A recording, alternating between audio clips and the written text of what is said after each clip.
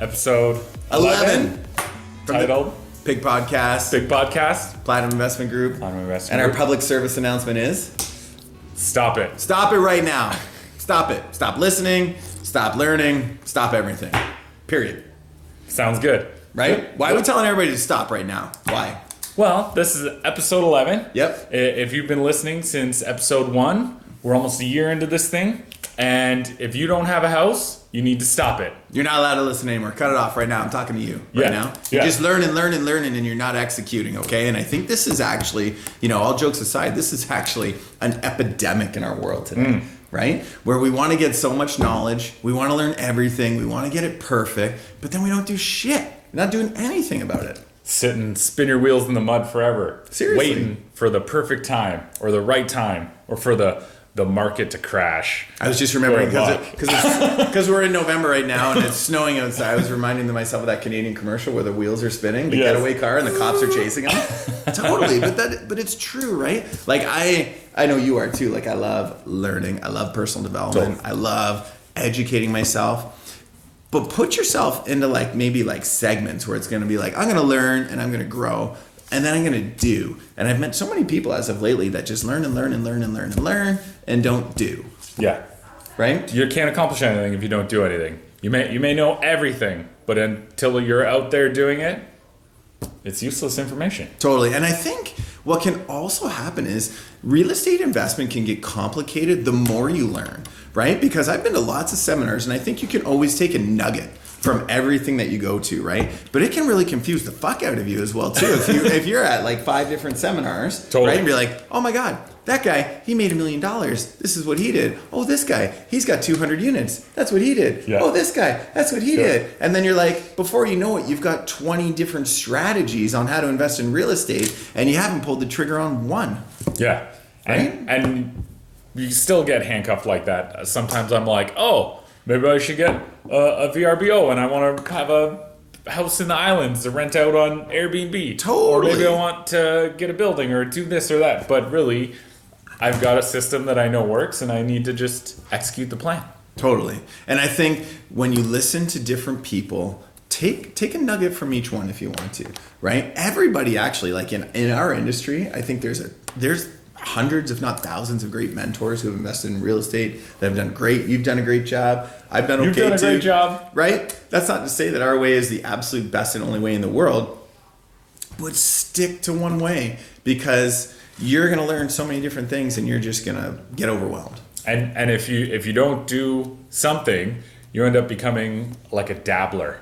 You dabble in this a little bit, you dabble in that a little bit, and you never become like a master of any one thing. Jack of all trades, master of none. Yeah. It happens with investing too. You got people that invest in this type of real estate, that type of real estate, this stock, that business, this thing, and you spread yourself too thin and you can't really execute one effective plan. Yeah. I remember my first investment club that I was ever in, and it was a bunch of great guys and they've all gone on. Then there was a girl in it too. They've all gone on to do great things, but I'll never forget, we got together for probably about 4 months, and we would get together every Tuesday morning at 7 a.m., right? That's commitment. Yep, and we would sit and strategize for an hour before, we had to go to work and things like that. You know what we actually bought? Nothing! We bought nothing! Not a goddamn thing. We didn't buy a thing, right? And this is going back. We could have bought anything. Anything. This was how many years ago? Man, this is literally about 15 years ago. We could have bought 0% down. We could have been the dumbest investors in the world and we would have made money, right? And all we did was get together. No, wait. It actually cost me money because we incorporated a company. Oh, no. And we got legal advice to incorporate the company. So, not only did I not invest in anything, I lost money. Okay? So don't be that investor. That is stupid. Oh my God. Sorry. It's just, and if you're sitting out there and this reigns true to you, don't be like me. Don't be like 15-year-ago, 20-year-old me and do that because, listen, just like Tobias said it earlier before we started and said, don't complicate it. Yeah. Right? Don't complicate it. Stop complicating things. Oh, man. It's really not that crazy of a concept. No. Get a property, get a tenant, profit. Yes, totally. You know, you can get into there's the BRRRR strategy. You know, it's freezing cold out there. BRRRR. You know, buy, renovate, refinance. Let's get rent Canadian acronym. Yeah, BRRRR. Yeah. It's always BRRRR here. Don't get bogged down in the secret sauce and this or that. You know what? And everybody's going to package up a certain strategy and make it look amazing. The reality is that you got to do what's good for you. You're going to have a certain risk tolerance. You're going to have a certain comfort zone. What's good for me, Tobias, Joe, Bob, Larry, may not be good for you. But you know what is? Your comfort zone and pulling the trigger, because you need to pull the trigger. You need to buy one house. You need to buy one rental. Yeah. And that's it, really. That's it. You know that's what? it. And it's, you know, just get the one. There's no secret sauce, actually. The secret sauce is ownership. And you don't know. That's the secret sauce. Oh, you know what? There's two secret sauces. We're going to blend them together. This is ownership and time. Right? Yeah. Because this is no get rich quick kind of shit, right? I look at my portfolio, and if I didn't buy all the properties that I did, and if I just bought my first duplex and nothing else, I would have, you know what? I would have been just fine. Yeah. Right? Over 10 Incredible. years. And I just did a talk at Mohawk College about this. And my first house that I ended up buying for $165,000, 10 years later, I sold it for $475,000. Right? Wow. The mortgage was paid down to $115,000. And in 10 years, I was able to pay off my mortgage with that payoff, which was almost $300,000. Right? And So, that was just one. I was going to say, so you got one house that you had 150 owing on, and you sold for So I ended up buying it for $165,000. $165,000. Yep, and I sold it for $475,000 10 years later. $475,000 10 years later. And then I had $115,000 owing on it. Wow. So I had a $475,000 minus realtor costs, some renovation costs, got to pay tax on it. And don't talk to me about tax. Who gives a shit if you're paying a lot of tax? You're making some money. There are certain ways. Don't get bogged down in corp or no corp if you don't even have a goddamn rental property. No sense in having a corp if you don't make any money. You know what? So, exactly. So you net out almost $300,000, paid tax on it. No, well, actually, I netted out closer to $340,000 and paid tax on that. $340,000 paid tax on that. With capital gain structure, you would have been in $70,000 in tax. It was a little bit less because it was my primary residence. Oh, it was your primary? Not for the whole time. Yeah. But what you're able to do is I was able to prove to Revenue Canada it was my primary residence for 5 out of the 10 years. So then I sort of crystallized the 0 to 5, right? And then I only had to pay the capital gains on the 5 to 10. Nice. So walked away $300,000 over 10 years, $30,000 a year, and that's one house. One house, and it wasn't rocket science when you bought the house. It was just a house. It was the house that was in your budget that met a couple criteria. It was a duplex, and this is what I was telling the kids at Mohawk College as well too. Is that listen, it's a duplex. Live in half, rent out half. Subsidize your mortgage payment. You don't need to be a professional landlord, property maintenance. Like this guy's extraordinary. You know what I mean? This guy's an anomaly, right?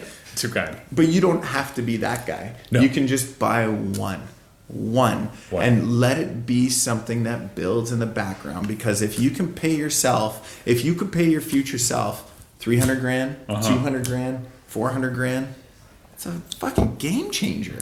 And that's forgetting about all the rent. That's forgetting about everything. That's just how much did the house go up? And principal pay down. Over top of that, over 10 years. Even if the market flatlines, which I sincerely doubt is going to happen in our trading area. Whoever's listening to this, I don't know. Maybe if you're in Vancouver, it might be different, right?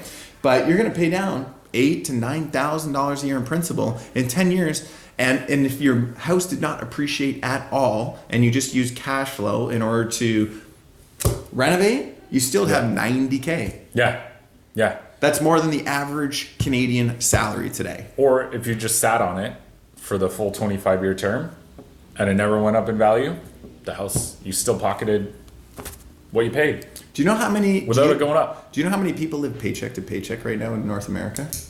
Almost 72%. 72% live paycheck to paycheck. If you bought a house today, got your... Anyway, sorry, I'll stop swearing because I get a little passionate about this today. We're going to have to put an R rating on this. Yeah, totally. I'll beep this out, right? But if you ended up doing that over the course of 10 years, okay, you could be in a position where if you don't like your job, you could take a year off. You could sell that house, take a year off, and actually do something that you really love to do. Tell your boss to go shove it. Do you know what? Yeah. and have a nest egg where maybe you're with your wife, your husband, your kids, and you can understand, listen, guys, you know what? I know I haven't been the happiest person in the world coming home every day because I'm kind of depressed. I'm going to start something that I love. Yeah. And buying that one house could do that for you. It's magical. It is. And you know what? Just imagine, and people end up saying, like, I found like, some people I was talking to today about that. They're like, the timing of it, the timing has to be right. And that's why they wait. They're waiting for the market to go up or down or all around. Yeah. Right? You can't time the market. Warren Buffett said it's same thing. Can't time it. Nope. And you know what? Here's the thing. Where are we sitting? We're sitting November 2019. You might have already missed the bottom. Yeah. Yeah. Yeah. Right? If you were sitting there waiting, oh, that bubble's going to burst. Well, listen, 2017 was really hot. Then it was not. Yes. 2018 was a bit flat. Yeah. And we're appreciating year over year right now again. Yes. Right? Yes. So you might have already missed it. So listen, I think the moral of the story is Stop waiting. stop waiting. Start doing. Start doing. Okay? Be effective. And you know what? Nike didn't sell 1 million shoes by saying, just think about it. Just think about it. Right? They just Love do it. it. Just do it. Just do it. Cool. So you know what? Shut it off. That's it. That's all we got to say today. There we go. That's it. Thank you. Make it a fabulous day and don't tune back in until you bought a house. Okay, Cheers. or tune back in. Or come back. Yeah. We'll keep talking. We'll be here. Make it a fabulous day.